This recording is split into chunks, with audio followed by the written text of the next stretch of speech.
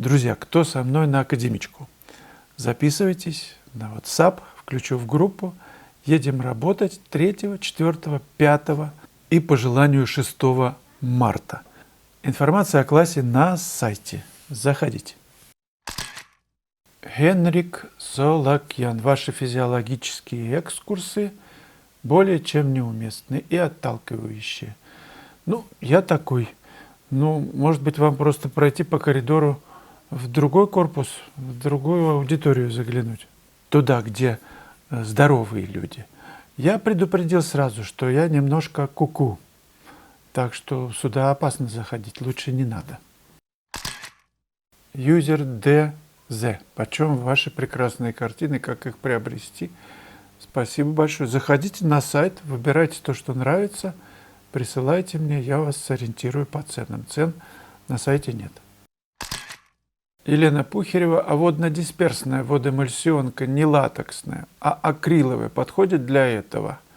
У нас только акриловые водно-дисперсные водоэмульсионки в продаже. Но вот в том-то и дело, что, как я понимаю, я не нашел среди акриловых тянущих краски, где вы понимаете, акриловая основа другая. Как акриловые краски, попробуйте. Там пленкой все покрывается такой блестящий, и ничего туда не проникает внутрь. Может быть, это свойство этих, может быть, кто-то нашел из акриловых такие, о которых я говорю все время, да, тянущих. Может быть, в Казахстане нет. Лена, придется в Петербурге тогда купить баночку. Небольшую можно купить, литровую, ее хватит надолго. Юзер YY. Скажите, пожалуйста, как у вас это получается, такое четкое, красочное фото с картин, передающее все нюансы. Резкость просто супер. В фотошопе исправляете или у вас особая аппаратура? Аппаратура, в фотошопе практически ничего. Хотелось бы подробнее, как освещение на картину направляете, какие настройки в фотоаппарате ставить. У меня прям есть отдельное видео, там это долго рассказывать, потому что это на штативе, это на длинной выдержке, объектив такой серьезный у меня. Сначала был Canon 5D, сейчас я Mark II купил, меня вполне устраивает, 5D тоже замечательный. Есть отдельное видео, как фотографировать картины с освещением, все такое. Я просто не буду сейчас тратить время, потому что много все уже рассказано, все это есть. Интрамарин. Шедевры сейчас для музеев и каких-то галерей. Серьезное смысловое произведение в рамках обычной квартиры не смотрится. И в магазине очень увесисто. Русский человек вообще плохо приучен стены украшать картинами. Книгами тоже плохо приучен. За рубежом с этим проще. Они не морочатся про шедевры. Кстати, я был в Калифорнии, и мне подруга сказала, что закрыли магазины книжные, потому что сейчас все Amazon, все по интернету, просто они не выдерживают конкуренции. За рубежом с этим проще, не морочатся про шедевры, они просто украшают жилье, много у кого висит на стенах что-либо. У нас, ходя по знакомым, я редко, в принципе, вижу что-то на стенах, кроме обоев. Вот это очень удручает. Не привита культура, нет вкуса, часто постер из Леруа «Предел» или картина по номерам. По номерам еще не видел в домах. И что не привито? Дело утопающих самим прививаться. То есть, если дома нет в этом интереса, ни у кого из членов семьи, если все озадачены только нам, как деньги заработать и как отдохнуть один раз в месяц, все. Сходить на какой-нибудь, я не знаю, концерт, в лучшем случае, погулять просто по улице. И все. Телевизор. Что поделаешь. Душа, в принципе, прорастает. Вот росточек маленький, он через асфальт прорастает. Если хочется, вот мне очень хотелось. Папа с мамой выписывали журнал, конечно, «Огонек», «Юный художник» потом. Я смотрел картинки, и просто мне очень нравились шедевры мирового искусства там на развороте, в «Огоньке». Естественно, я их вырезал и складывал в папку. Это же вообще раритет коллекции. И тем не менее, есть сайты, которые продают работы художников. Цены разные. Есть серьезные, есть не очень. Это говорит о том, что какая-то прослойка, какой-то маленький процент людей существует, кому это надо. Задача просто попасть в эту струю, в этот коллектив, влиться. В российские есть сайты тоже. Ну, заходите, регистрируйтесь, продавайте, покупайте. Ко мне, когда приходят гости, которые вот не из моего круга, просто соседи, дальние, знакомые, и когда они заходят и не смотрят, у меня на стенах везде развешаны картины, они просто не обращают внимания, я понимаю, что это не их территория, это не зона их интересов. Ну, что ж поделаешь, такая жизнь.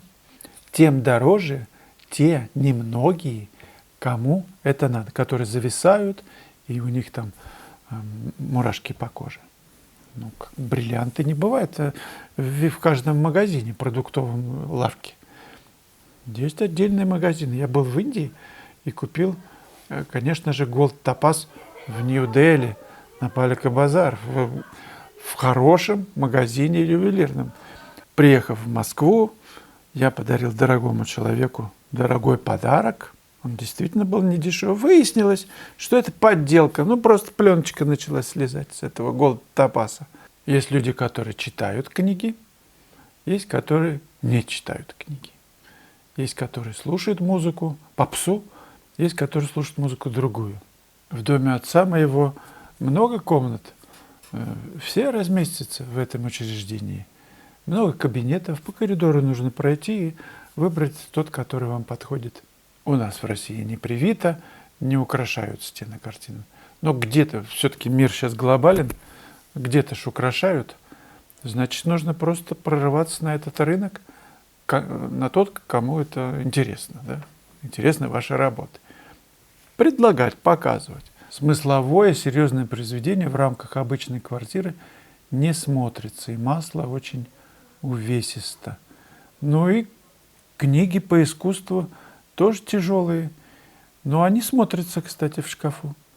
Даже одна у меня знакомая выставляла книжки, очень много было книг, не по алфавиту, она по алфавиту выставляла, а другая по корешкам.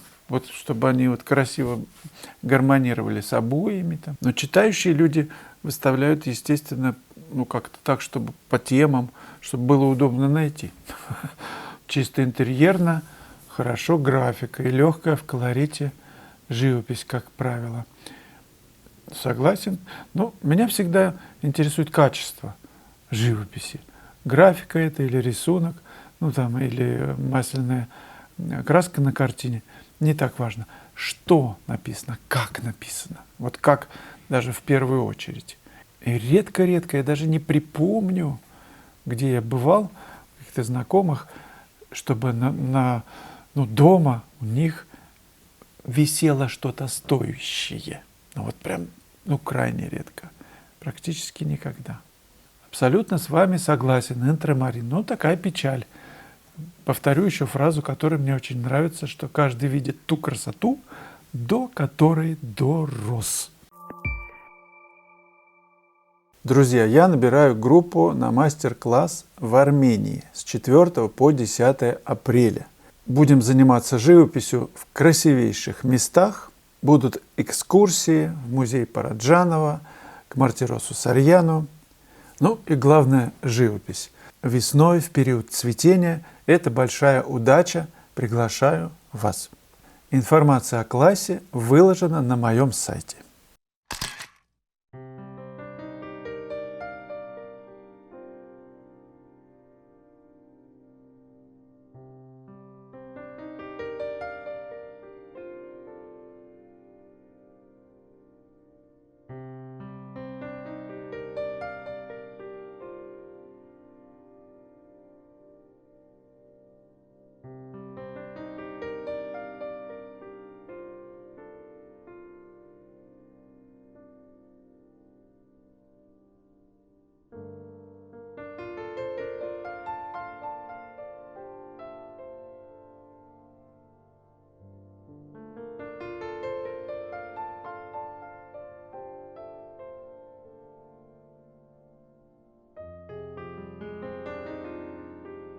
3 года назад я прошелся с камерой по выставке Федора Захарова. Это было в Третьяковской галерее, я смонтировал ролик, посмотрите его, ссылка будет в конце этого видео.